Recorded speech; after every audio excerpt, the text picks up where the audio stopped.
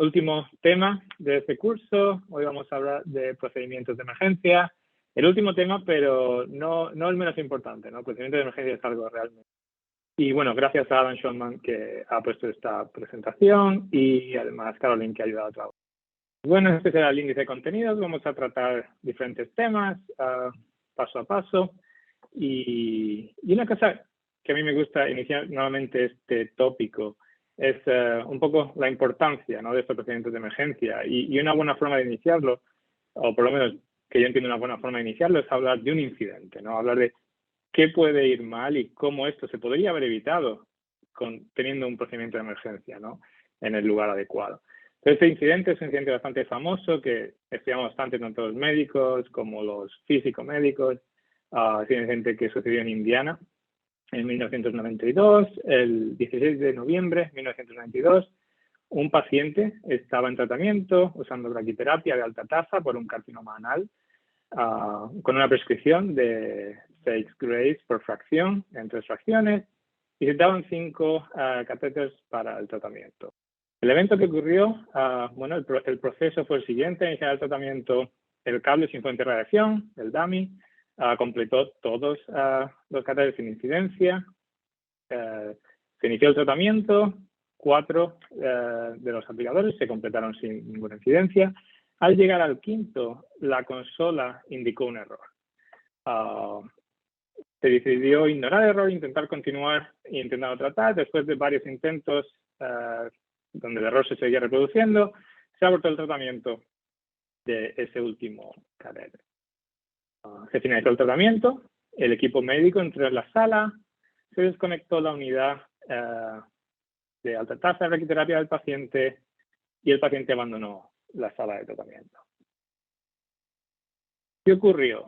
Al entrar en la habitación, el monitor de radiación estaba produciendo alarma tanto visual como sonora. El equipo reportó que ese monitor estaba funcionando de forma incorrecta previamente y ignoraron la alarma. El medidor portable de radiación estaba disponible, pero no fue utilizado para comprobar que no hubiese radiación en el paciente o en algún área de la habitación. La unidad de tratamiento indicaba que la fuente de radiación estaba segura y blindada. Y la paciente fue transportada a la residencia de mayores, donde provenía antes de llegar al hospital. Lo que ocurrió fue que la fuente de radiación se había desprendido del cable y se encontraba dentro del catéter que estaba todavía implantado en el paciente. 4 días más tarde, el 20 de noviembre, el catéter se desprendió del paciente con la fuente de radiación aún dentro. El catéter se desechó en una bolsa roja de precaución biológica, común en los hospitales, y estuvo en el contenedor de residuos hasta el 25 de noviembre. ¿Cómo se descubrió este fallo? ¿Cómo se descubrió este accidente? El 25 de noviembre de 1992, la empresa recogida de residuos recogió los contenedores del hospital, de este centro de mayores. El camión retornó al depósito de la empresa y de allí a un almacén grande de residuos en Warren, Ohio. Un detector de radiación, como los que podemos ver aquí, que hay comúnmente en los vertederos, para evitar que ningún material peligroso se deposite, alertó de que había contenido radiactivo en el camión. El 1 de diciembre de 1992 se inspeccionó el camión, la fuente de radiación fue localizada, se estableció el origen al estar contenida en una bolsa que provenía de ese centro y se avisó al hospital. En este punto, la fuente de radiación llevaba 16 días fuera de la unidad. El físico médico del hospital que se informó confirmó que no había fuente de radiación en el departamento y que no se habían dado cuenta ya que no hubo tratamiento en esos 16 días, ¿no? Entonces, probablemente en este ejemplo y lo que vamos a ver en esta presentación, vamos a ver cómo muchas cosas fueron ignoradas que podían perfectamente haber evitado. Entonces vamos a iniciar con una pequeña, tenemos algunas preguntas en esta presentación, pueden responder en el chat y yo daré algún tiempo. Creo que Caroline ya ha puesto la encuesta, perfecto. Y bueno, voy a leer la pregunta. Una fuente de radiación de cobalto 60 tiene una actividad de 2 curies y una fuente de radiación de iridio 192 tiene una actividad de 10 curies. la dosis recibida de la fuente de radiación de iridio durante una emergencia a 1 metro es aproximadamente el doble, aproximadamente 5 veces más la misma, porque son dos fuentes de alta tasa, o menos dosis, porque el iridio tiene menos energía. Y no se preocupe, además la pregunta empieza antes de la presentación, simplemente. Aproximadamente 2 veces más dosis, ¿no? Es una pregunta con un poco de truco. Hay que tener en cuenta el Airchem Array de estas sources, ¿no? Para una fuente de cobalto es como unas 3 veces mayor en comparación a iridio. La función sería, creo que es 13, aproximadamente para el cobalto, 4,6 para el iridio. Entonces, ese factor se aplicaría en este sentido y serían aproximadamente 2 veces más.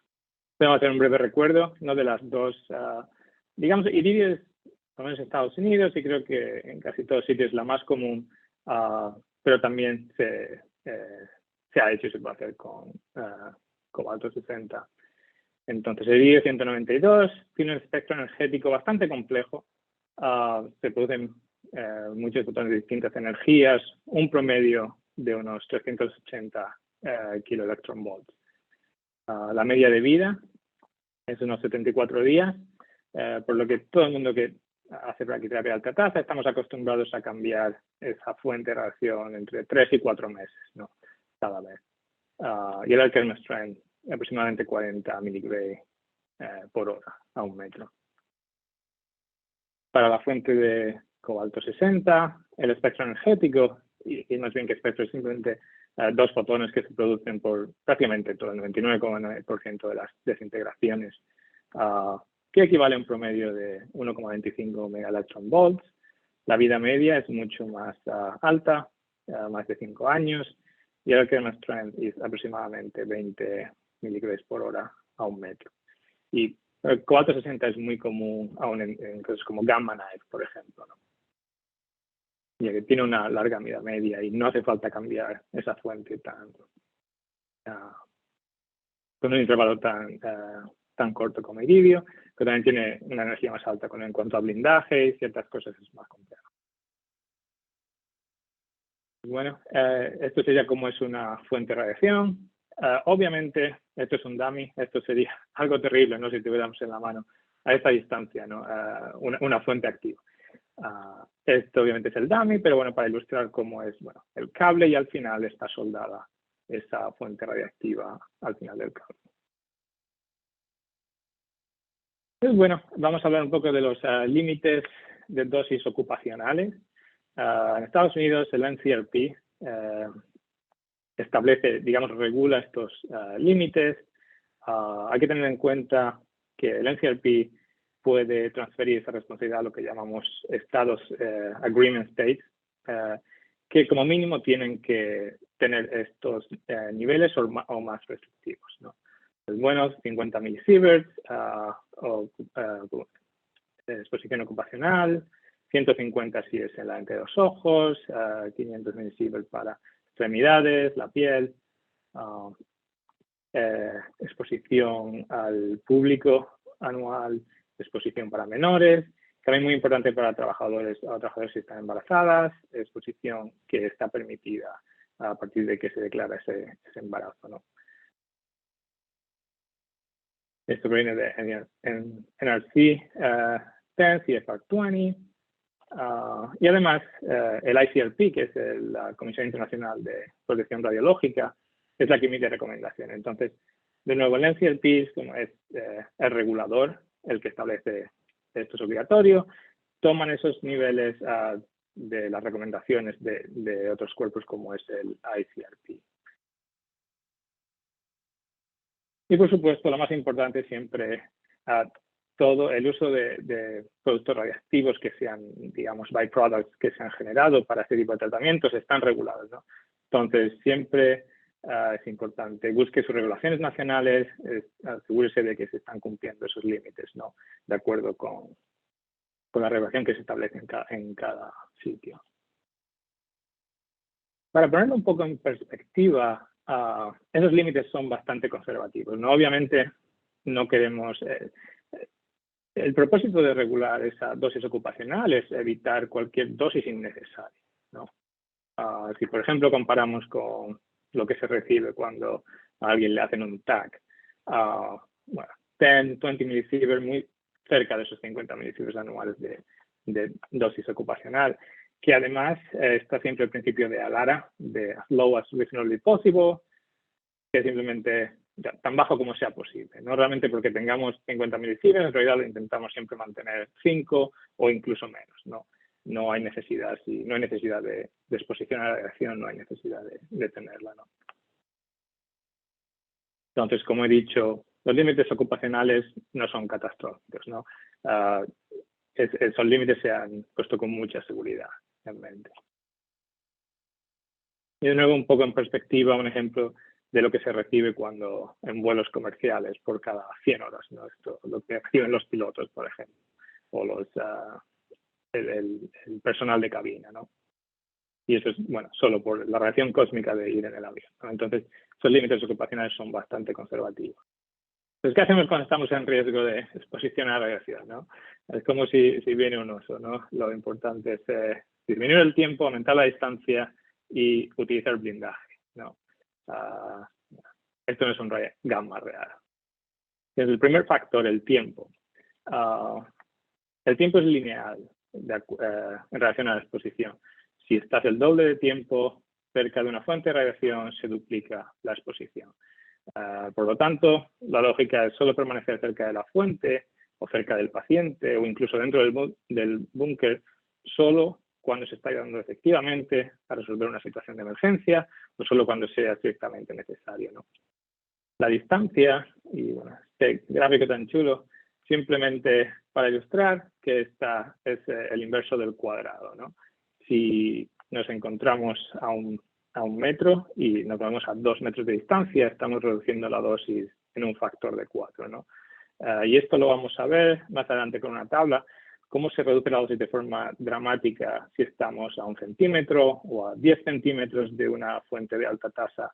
Pues es tan importante usar forceps o alguna herramienta para manipular la fuente de radiación si fuera necesario dentro de una emergencia, ¿no? Porque el aumento de distancia va a contribuir de forma dramática a la reducción. Y bueno, el blindaje, por supuesto, la fuente de radiación, y esto es diferente con un acelerador lineal donde hay un circuit breaker, siempre si no hay electricidad, si se corta la electricidad, se acaba la radiación. Cuando estamos trabajando con iridio, con un isótopo radiactivo, realmente no hay una forma de apagarlo, siempre va a estar emitiendo radiación, ¿no? Entonces, el blindaje es muy importante cuando el iridio no está en uso, está en esta safe que está dentro del afterloader, ¿no? El paciente me protege, ¿verdad? ¿No? Si la fuente está dentro del paciente, bueno, realmente muy poco. El mayor factor va a ser esa distancia y, por supuesto, si tenemos blindada la fuente, ¿no? Aquí podemos ver la disminución de la dosis cuanto a la distancia en agua equivalente, digamos, a un paciente. Va a estar dominada sobre todo por ese factor de distancia más que por la atenuación. Por supuesto, hay alguna atenuación, pero no es el factor más importante. Entonces, el blindaje, y de nuevo lo veremos más adelante, si hay alguna emergencia, hay que intentar poner esa fuente de radiación cuanto antes en un depósito de plomo o de vuelta. Así que bueno, la regla general es permanecer fuera del búnker hasta que se necesite. Entonces, bueno, las salas de braquiterapia de alta dosis no es como en el quirófano, no son completamente estériles. Sin embargo, se realizan procedimientos ciertamente hasta cierto punto invasivos y por lo tanto debemos tratar de mantener el área lo más limpia posible. Entonces es bueno tener un método para designar un límite para esa área limpia, ¿no? En este departamento, por ejemplo, tiene este área marcada azul, ¿no? Donde se considera un área limpia que, por supuesto, no se debe utilizar si no es para tratamientos y nada debe permanecer en ese área. Entonces, bueno, un poco el sistema. Aquí podemos ver nuestra consola. Esto sería GammaMed. El sistema GammaMed de Varian. El afterloader. como he comentado antes, un depósito de plomo dentro de la habitación con forceps, un cortador de cable.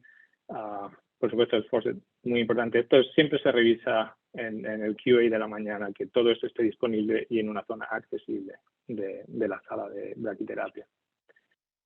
Nuestro monitor de radiación de la habitación. Todos nuestros warnings antes de la habitación, es un área controlada, es un área donde hay sustancias radiactivas, los controles de la puerta, apertura completa, apertura parcial, cerrar, y el sistema audiovisual. Hay que tener un sistema una visual, pregunta. siempre... Sí, disculpa. ¿En qué caso se debería hacer uso ¿en qué caso se debería cortar el cable? ¿En qué caso se debería hacer ese procedimiento de emergencia? Es una buena pregunta, y más adelante cuando veas el procedimiento completo, porque es algo que en principio, por lo menos en mi departamento, y puede cambiar, ya no está tan recomendado. Antiguamente, si por algún motivo el aplicador, o sea, digamos, el último paso, lo veremos más adelante, sería que el médico entra y quita el aplicador del paciente, ¿no? Si por lo que fuera el aplicador no se pudiera sacar, se podría cortar el cable, pero ya no se recomienda por si la fuente de radiación se perdiera. De acuerdo con Varian en los últimos entrenamientos de procedimientos de emergencia, realmente habría que evitar cortar el cable a toda costa e incluso desconectar el source del afterloader y tirar de ahí sin quitar el aplicador del paciente. Entonces, todavía se tiene, por si en algún caso realmente no hay posibilidad ninguna de quitar el aplicador del paciente, no se puede sacar el cable desde la parte del afterloader, pero sería prácticamente ultimísimo recurso, y creo que por lo menos Varian ya no recomienda que eso se contemple, sino los otros pasos. Pero no, muy buena pregunta, porque aún lo tenemos en el departamento, aunque ya se nos avisa que, bueno, realmente no se debería cortar el cable, porque si lo más peligroso es tener esa fuente de radiación y perderla de vista, ¿no?, en la habitación. Y bueno, otros materiales que usamos, dispositivos, por supuesto, el medidor de radiación, tener siempre spares, baterías de repuesto. En esta foto se ve, antes solo sería el sistema de audio, pero hay que tener visual en el paciente. Siempre en HDR hay que tener los ojos en el paciente. Cronómetro para controlar, digamos, el tiempo y que todo lo que la consola nos está diciendo, no hay ningún problema con ese tiempo que la consola nos está diciendo. En el caso de un procedimiento de emergencia, saber si alguien entra a la habitación durante cuánto tiempo ha estado, ¿no?, para reconstruir luego qué dosis ha podido recibir. Muy importante los forceps, de nuevo. Sería un error tremendo intentar tocar o coger una fuente de radiación simplemente con la mano. El hecho de tener 10 o 15 centímetros de distancia va a ser un cambio dramático. Y además, este depósito siempre en todas las versiones, distintos proveedores siempre tiene ruedas, además, para que se pueda desplazar rápidamente, ¿no?, según la necesidad. Y bueno, los requisitos previos para el uso seguro de un medidor de radiación, ¿no? Tiene que estar calibrado, por supuesto, anualmente, para asegurarnos de que los resultados que tenemos están verificados. Se debe verificar que funcione en dosis muy altas. Una forma de hacerlo es colocarlo en la sala de tratamiento y simplemente con la cámara, bueno, ver la respuesta. Y también se debe comprobar la coherencia del dispositivo con una fuente de comprobación de actividad baja y constante diariamente. Es muy común, por ejemplo, estos Geiger-Müller tienen una pequeña pestaña en el lateral donde hay una fuente de reacción de cesio y se puede comprobar cuáles son los requisitos previos para un tratamiento seguro. Control de calidad diario, por supuesto, hay que hacer QA, hay que tener un proceso de QA diario, cada día que se va a tratar un paciente, antes de tratar el paciente, de tratar ningún paciente, verificar que todo está funcionando como debe, el tiempo, la posición, la actividad. Nuevamente verificamos esto en nuestra, que la actividad en la consola es la misma nosotros tenemos una tabla del decay de de esa fuente de radiación de iridio desde la instalación y verificamos que no hay ningún problema que el ordenador no haya actualizado la actividad al día siguiente, ¿no? Todos los sistemas de seguridad, digamos, todos los botones de emergencia y que todo funcione. Es importante medir la radiación en el paciente. ¿Por qué? Y volviendo al ejemplo que enseñé al principio, incluso ignorando todos los fallos cometiendo los fallos que se cometieron, si se mide la radiación en el paciente, se podría haber detectado que, bueno, había una fuente de radiación, no, en el paciente. Y además, en nuestro departamento, y creo que es común hacerlo, se mide radiación antes de tratar al paciente. ¿Por qué? Porque, bueno, puede ser que el paciente le hayan hecho un PET esa mañana, ¿no? Y esté en el hospital para su tratamiento, ¿no? Entonces, para asegurarnos de que, bueno, si medimos radiación después del tratamiento, quizá ya el paciente tenía ese nivel, ¿no?, de radiación, entonces es importante hacerlo antes y después, ¿no? Por supuesto, siempre estar pendientes de que el paciente va a poder tener un procedimiento y puede traer una radiación, pero el objetivo es que nuestra fuente de radiación se quede en la habitación y nunca se corra el riesgo de que nadie que haya estado en la sala de braquiterapia pueda salir con radiación. Pues bueno, los botones de emergencia, es difícil resistirse, ¿no? A esto. La siguiente encuesta, siguiente pregunta es, ¿cuál de las siguientes opciones no constituye una emergencia? A, se muestra una alarma de advertencia junto a un mensaje de error en el equipo de entrega de tratamiento. B, un tiempo de permanencia ha terminado, pero la computadora de la consola de tratamiento indica que la fuente no ha cambiado de posición. O el ficho que examina al paciente antes del tratamiento y descubre la radiación presente. Entonces, ¿cuál de estos no sería una emergencia, digamos, desde el punto de vista de un procedimiento de braquiterapia? Muy bien, pues sí, tenía que dar algunas ¿no? Tenía un poco de truco porque depende de la alarma, ¿no? Se puede considerar una emergencia, ¿no? Pero realmente lo que no es una alarma es que el paciente tenga radiación presente antes del tratamiento, ¿no? Eso significa que ya venía con esa radiación antes del tratamiento, entonces no es una emergencia en nuestro caso, y simplemente pues habría que asegurarse de que el paciente, bueno, ha recibido algún tipo de prueba diagnóstica nuclear que, bueno, pueda ser la fuente de esa radiación. Entonces, ¿qué constituye una emergencia? Bueno, quizá la más importante es si la fuente de radiación se queda atascada, no puede retornar al afterloader. Por supuesto, una administración inadecuada del tratamiento, ya sea porque la fuente permanece más tiempo del necesario en una posición, o que esa posición no sea precisa, no esté en la posición correcta en el paciente. Por supuesto, pérdida de energía o desastre natural, indeterminado el tratamiento, asegurarse de que la fuente está retraída o siga los procedimientos de emergencia si no lo está, y pruebe la batería de respaldo para diferentes proveedores, así que consulte su manual o comuníquese con el proveedor. Y nunca inicie un tratamiento nuevo. Esto es algo que cuando el proveedor, en nuestro caso, viene cada año, nos dice, bueno, la batería de respaldo puede suministrar suficiente energía para media hora, una hora, pero su objetivo no es nunca seguir tratando pacientes, ¿no? El objetivo es que, bueno, si hay un fallo, un desastre natural o se pierde la energía en todo el edificio, el paciente que ahora mismo se está tratando se pueda terminar de forma segura o se pueda retraer la fuente de radiación de forma segura y entonces, bueno, esperar a que todo se restablezca, ¿no? Pero nunca utilizarlo para, bueno, podemos seguir tratando porque tenemos una batería de respaldo, ¿no? Entonces, bueno, entre esas emergencias puede haber de mayor o menor categoría, ¿no? Por ejemplo, y de acuerdo a la pregunta anterior, rendimiento normal del dispositivo acompañado de códigos de error mostrados. Esto puede ser una emergencia menor, dependiendo del error, bueno, físico, el médico pueden decidir cuál es la situación en cuanto a continuar el tratamiento, si algún test es necesario antes de continuar el tratamiento. Los errores pueden ser recuperables o pueden requerir la interrupción del tratamiento para que el equipo sea reparado. Y muchas veces, incluso, cada vez hay más seguridad en esto, ¿no?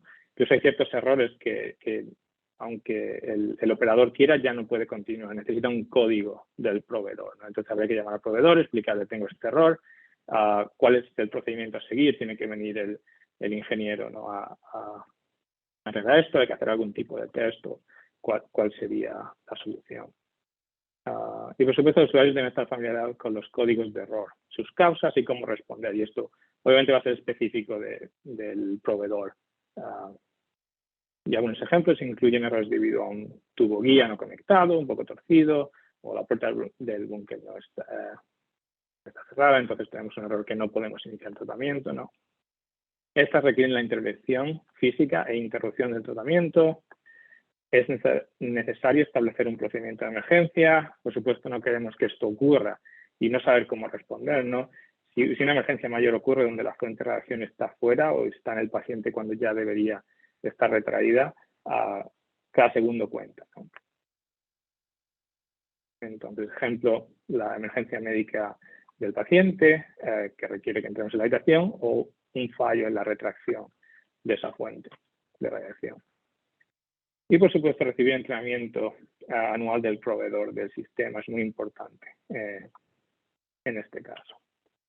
En nuestro departamento, a todo el mundo que va a tratar braquiterapia, tanto los doctores como los físicos, tienen que estar presentes de forma física en ese entrenamiento anual, ¿no? Aunque ya lo hayan visto todos los años, hay que estar presente y hay un sign-out, si no, no se les permite volver a tratar. Al establecer procedimientos de emergencia, ciertas cosas a tener en cuenta, bueno, que hay varios tipos de tratamiento, ¿no? Y puede ser distintos según qué institución, qué equipo necesitas y su ubicación, ¿no?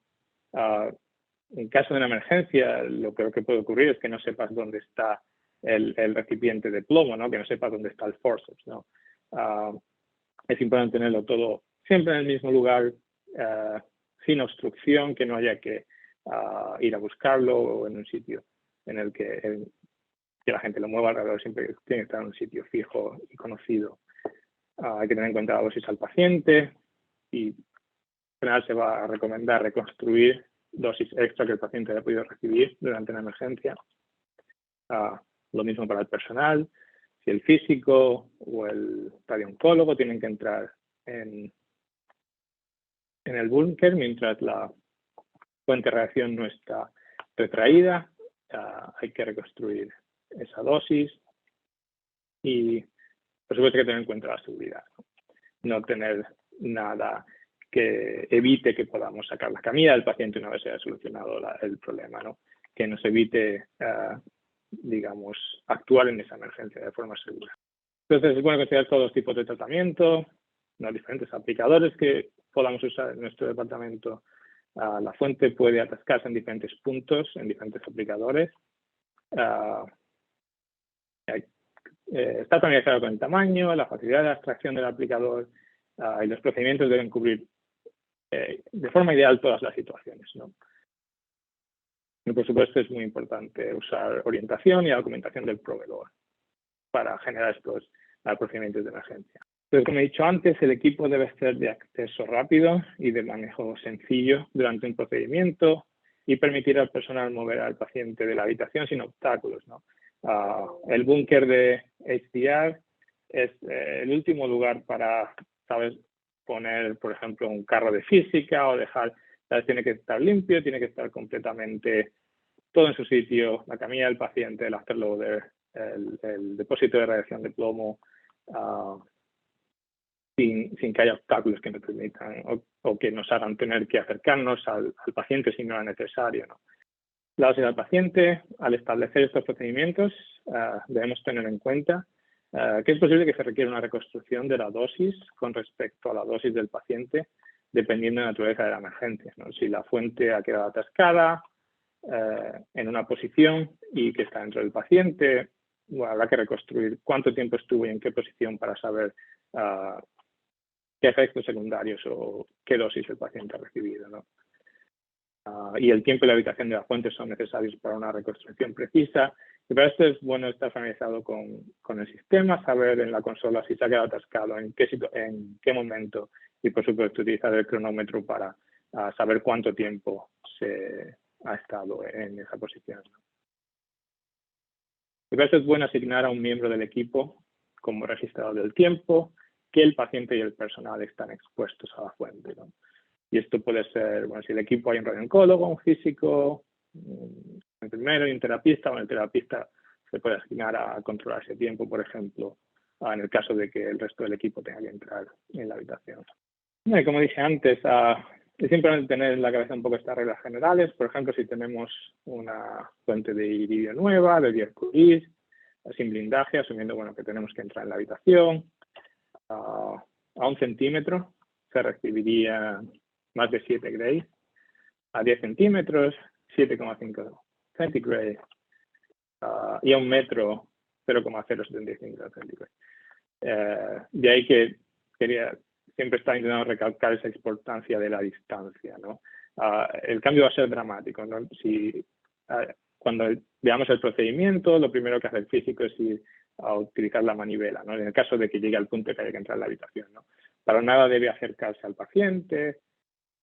Con dependencia de la ubicación de la fuente, la respuesta de emergencia debe completarse dentro de 1 a 2 minutos para mantener los valores de dosis del paciente lo más bajos posible.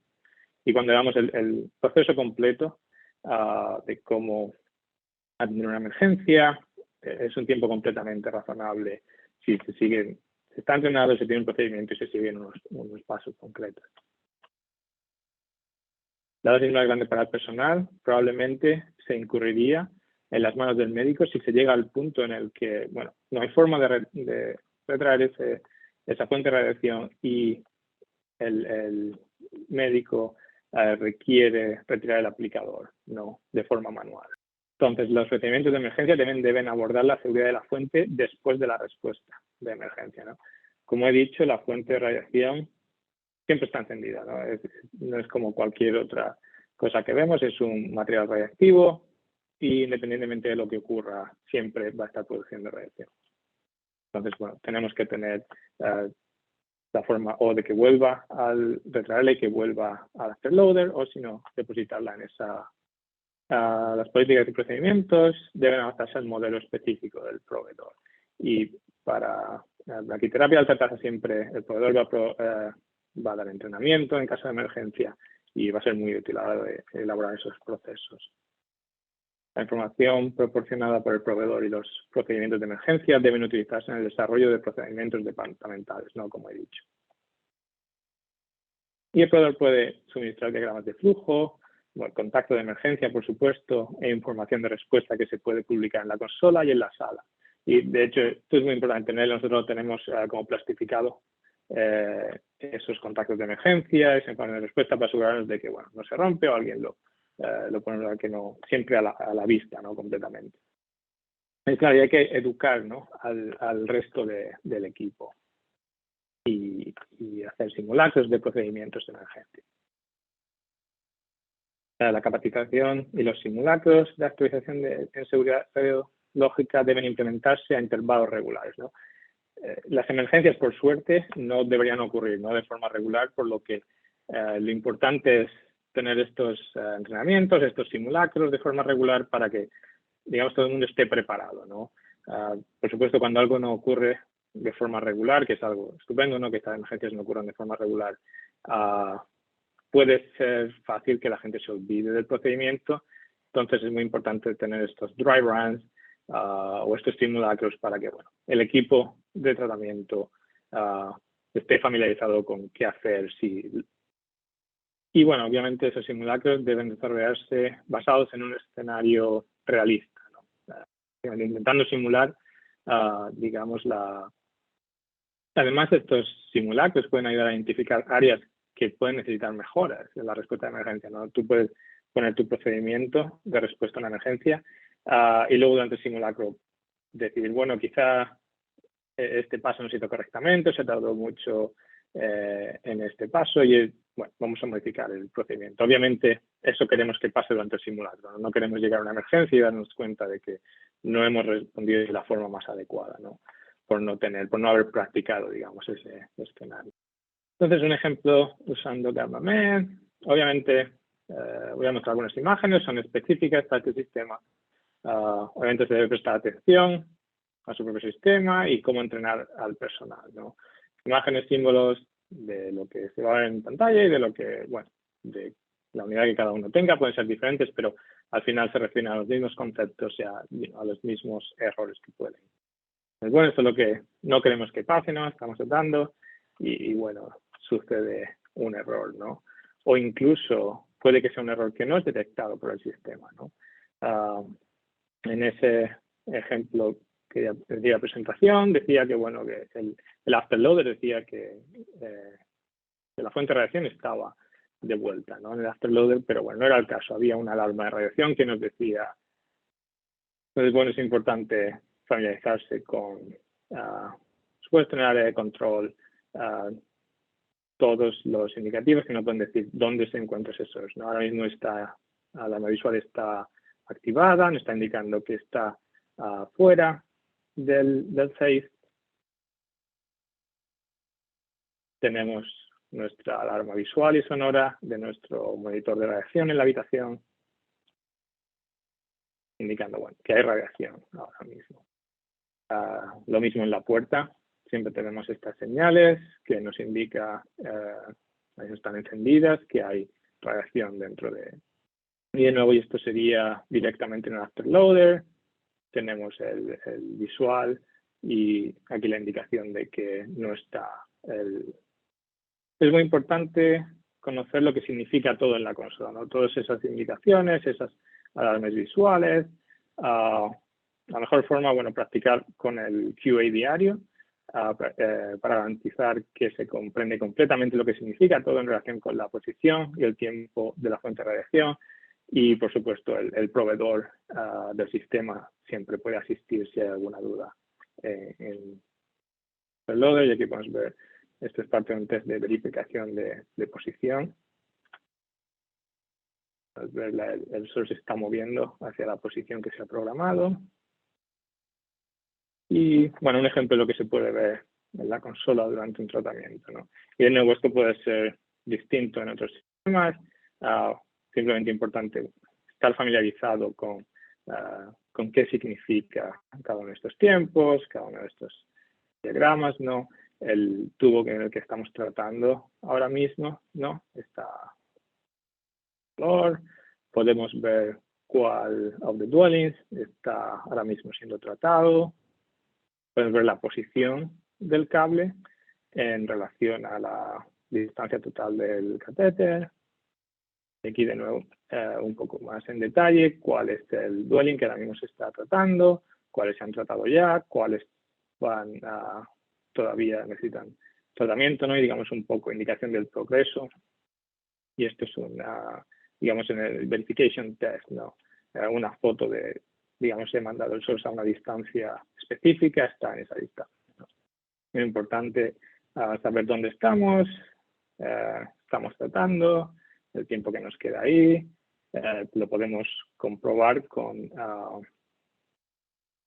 el cronómetro, las dwellings que ya se han tratado, los que todavía tienen que ser tratados. Entonces, bueno, básicamente un poco saber exactamente cómo funciona nuestro sistema y además tener, digamos, el tiempo que está en el dwelling, saber que en el sistema podemos tener el actual y el escalado, ¿no? El actual en cuanto a cómo se hizo el plan, si estaba en una fuente de 10 curies, pero bueno, ahora está escalado porque ya han pasado varios días de la instalación, ¿no? Entonces hay un decay. Entonces asegurarse que entendemos. Pues bueno, ¿cómo resolvemos una emergencia, ¿no? Como hemos dicho antes, hay bastantes, en una sala de control de HDR, botones. Entonces, bueno, botones de interrupción, stop de emergencia, ¿no? En el caso de que fuera necesario, ¿no? Aquí tenemos, como he dicho, están en más de un sitio. Tenemos el interrupt, el botón de interrupción en la consola. También tenemos el botón rojo, digamos, de interrupción de tratamiento. Importante también, porque obviamente hay muchos botones rojos, ¿no? En cualquier área donde estamos tratando radiación, asegurarnos de que sabemos cada cual a qué corresponde, ¿no? Ahí ponemos, por ejemplo, el de la puerta, ¿no? Así que, entonces, ese no sería el que accionaríamos en este caso, sería un emergency stop para la puerta, ¿no? Del búnker. De nuevo, dentro de la habitación, otro emergency stop. Hay otro en el mismo afterloader, por lo que antes incluso de iniciar un proceso manual con la manivela, podríamos intentar retraer la fuente con el emergency del propio afterloader, ¿no? Una vez hemos probado, digamos, hay una emergencia, lo primero, obviamente, siempre quieres evitar entrar a la habitación si no es necesario. Entonces, se intentaría con todos esos botones de emergencia, incluso en nuestro departamento, por ejemplo, la puerta, simplemente abrir la puerta es otro emergency stop que intentaría retraer la fuente, ¿no? En el caso de que el sistema no responda, ya tenemos radiación y lo vemos por el monitor de radiación o por el serving meter si hemos entrado a la habitación. El siguiente paso sería utilizar la manivela de emergencia, ¿no? Que hay en todos los afterloaders, ¿no? Obviamente, el vendor, el proveedor, nos diría exactamente cómo se usa, pero suele estar muy bien indicado en qué dirección hay que girarla. Para el body source que tenemos de Varian son 8 giros hasta meterlo al safe. Y obviamente siempre tenemos ese monitor de radiación y tenemos nuestro serving meter con lo que podemos verificar, ¿no? Cuando lo estamos haciendo manualmente, que ya no hay radiación, ¿no? En la habitación. En el caso de que esto falle, ¿no? Digamos, el siguiente paso es esa manivela de emergencia está atascada, no consigue retraer la fuente de radiación. El siguiente paso sería el radiooncólogo. Se avisaría al radiooncólogo, obviamente a este punto solo sería el físico en la habitación, se avisaría al radiooncólogo para que entre en la habitación y retire el aplicador del paciente, ¿no? Y el aplicador se introduciría directamente en el contenedor de plomo de emergencia, ¿no? Entonces, de nuevo podemos ver ahí ese contenedor en el cual, bueno, colocaríamos el aplicador. Y, por supuesto, en ese momento no hay que preocuparse todo el aplicador, ¿no? Lo que queremos es cuanto antes eliminar la radiación de la habitación. Tomamos de tiempo, bueno, voy a ir un poco más rápido con esto, simplemente mismo ejemplo, pero con otro sistema, ¿no? Con Nucleotron. Y de nuevo el punto aquí es, tenemos un error, familiarizarnos con lo que vamos a ver en pantalla, ¿no? Cómo este sistema describe dónde se encuentra la fuente de radiación, en qué dwelling, los tiempos, pero que obviamente, dependiendo del sistema que tengamos, la interfaz va a ser distinta, ¿no? Pero de nuevo, el proceso sería el mismo.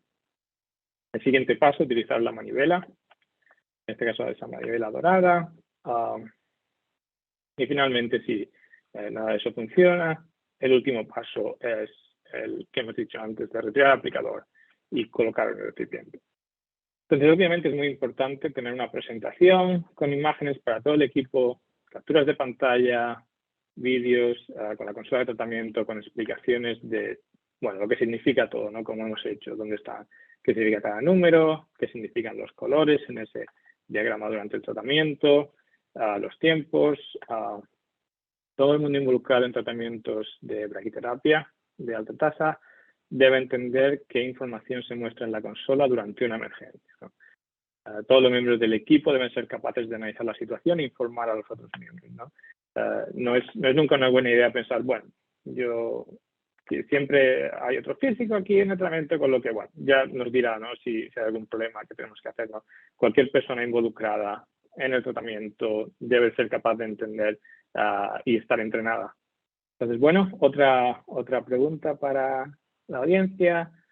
¿Dónde no debe estar el radiooncólogo durante el tratamiento? Bueno, las opciones son en la consola, digamos en la sala de braquiterapia, con el físico y demás, a una distancia audible en el pasillo, o en su habitación o oficina al lado del teléfono, en caso de que... Bueno, en el pasillo me refiero en ese pasillo de la sala, ¿no? de tratamiento, no en otro pasillo. Y creo que prácticamente todo el mundo ha contestado de forma correcta. Obviamente no puede encontrarse en su habitación. La regla normalmente es que tiene que estar, simplemente como dice B, a una distancia audible en voz normal, ¿no? Nunca debe estar más lejos de que si yo estoy hablando como estoy ahora no pueda escuchar, ¿no? Entonces la siguiente pregunta sería, coloque los siguientes eventos en el orden correcto. Entonces el evento 1 es el físico pulsa los botones de interrupción y stop de emergencia. El 90 es el oncólogo radioterápico retira todo el aplicador con la fuente interior y lo coloca en el contenedor. Y el tercer evento es el físico entra en la habitación y gira la manivela. Entonces, ¿cuál sería el orden en caso de una emergencia? Siempre queremos ir por orden en cómo intentamos resolverla para minimizar la exposición, ¿no? ¿Cuál sería el orden correcto? Prácticamente todas las respuestas correctas. Como os he dicho, lo primero se intentaría retraer la fuente de radiación usando los botones de interrupción, el stop de emergencia. El siguiente paso sería el físico entrar en la habitación e intentaría actuando solo en la manivela desde el afterloader, retraer la fuente y solo en el caso de que nada funcione, el oncólogo retiraría el aplicador. Entonces, bueno, creo que esta es la última. ¿Cuándo debe el físico iniciar, guardar y detener el cronómetro?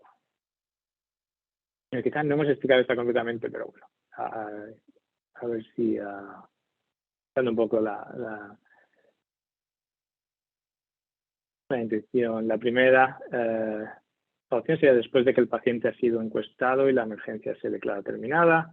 El segundo, justo cuando empieza la administración del tratamiento. Y el tercero, justo antes de que el oncólogo radioterápico entre en la habitación para retirar el aplicador, ¿no? Entonces, ¿cuál de estos eventos se iniciaría el cronómetro? ¿En cuál se marcaría un intervalo? ¿Y en cuál, bueno, finalizaríamos, ¿no? Pues bueno, la correcta es la C. Se inicia cuando se comienza el tratamiento. En el caso de que hay una emergencia, se inicia un intervalo justo antes de que el oncólogo entre en la habitación. Quizá podemos haber completado de ver 2 intervalos, ¿no? Cuando el físico entra y luego cuando el oncólogo entra. Y finalmente, cuando el paciente, la última estaba clara, cuando el paciente ha sido encuestado con el medidor de radiación y la emergencia. Y bueno, ¿cuál es la tarea del físico médico? Medir la reacción del paciente ante el tratamiento, como hemos dicho, para cargo del cronómetro cuando se inicia un tratamiento. Por supuesto, si en algún momento hay que entrar a la habitación, puede haber otra persona encargada o ayudando a monitorizar el tiempo del paciente y el tiempo de exposición del personal, a garantizar el tiempo de tratamiento adecuado, a observar los tiempos de permanencia de la fuente en cada posición durante el tratamiento, estar atento a las alarmas y sus significados, interrupción y stop de emergencia. Extracción manual de la fuente con manivela de emergencia y medir la reacción del paciente durante o después de la emergencia, ¿no? Para asegurarnos de que esta fuente de reacción ya no está en el paciente. Pues en la estada del oncólogo, durante una emergencia, por supuesto, aparte del tratamiento, la extracción del aplicador del paciente siguiendo las instrucciones del físico y, bueno, colocar todo el aplicador. Tareas del enfermero o enfermera, ayudar al oncólogo cuando sea necesario. Es posible que deban ayudar con la extracción del aplicador o ayudar a sacar al paciente de la sala de tratamiento. Y bueno, todo el personal, estar presente o a una distancia audible. Y bueno, comprender cómo usar el micrófono y la cámara, comunicarse con la persona de la sala de tratamiento y comprender lo que está en la pantalla de tratamiento, ¿no? Comunicar qué canal se está utilizando. Finalmente, es importante crear un documento específico para su departamento y su sistema de braquiterapia. Asegúrese de que todos los que trabajan en braquiterapia lo lean, lo entiendan y sepan dónde se encuentra. Proporcionar capacitación al menos una vez al año o preferiblemente cada vez que se intercambia la fuente de radiación.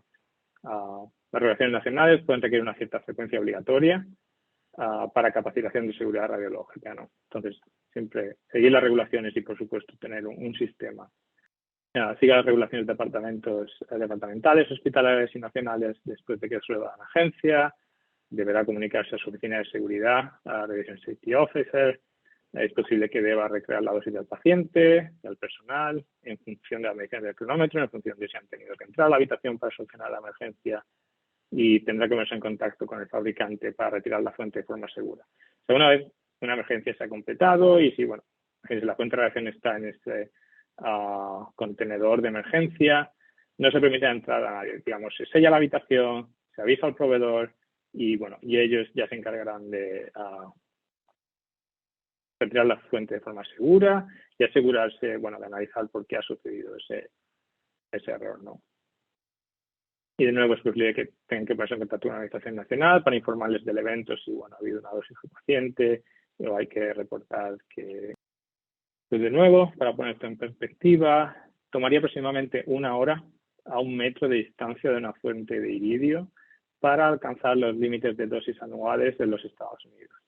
Pues tomaría más tiempo para fuentes incluso de cobalto, pero bueno, poner en perspectiva, aunque queremos hacer esto de forma rápida y de forma segura, obviamente está todo calculado para que, bueno, realmente no tengamos una exposición alta. Obviamente, como hemos dicho, en el límite de una emergencia en la que hay que retirar el aplicador, la exposición más alta la recibiría el radiooncólogo en las manos a la hora de retirar ese aplicador. Se ha incluido Adam, muchas gracias. Pues bueno, podemos simplemente visualizar, aquí se va a simular que hay, digamos, una emergencia, obviamente no hay paciente, pero se va a simular esa emergencia donde los botones no funcionan, donde se intenta retraer con la manivela y finalmente el doctor retira el aplicador. Y por supuesto, como ha dicho, ya habría tapado el contenedor, no lo hace para no romper el cable en la simulación. Y bueno, esto es una simulación de todos esos pasos, ¿no?, que habría que seguir, y esto es básicamente ese simulacro que se debe realizar, ¿no?, en cada institución para estar seguros de que, bueno, todos los miembros del equipo saben cómo reaccionar. Y como hemos visto, se tarda 1 minuto, 2 minutos como máximo, ¿no?, en todo el proceso. Bueno, simulación del proceso, física en la sala, etcétera, etcétera. Muy importante practicarlo y tener claro el proceso, ¿no? Es una actividad práctica, hay mucho que recordar, así que practica mucho, preferiblemente con cada intercambio de fuente de radiación, como hemos dicho, como mínimo 1 vez al año, pero obviamente cuanto más frecuente, más se está preparado y no toma demasiado tiempo, como hemos visto.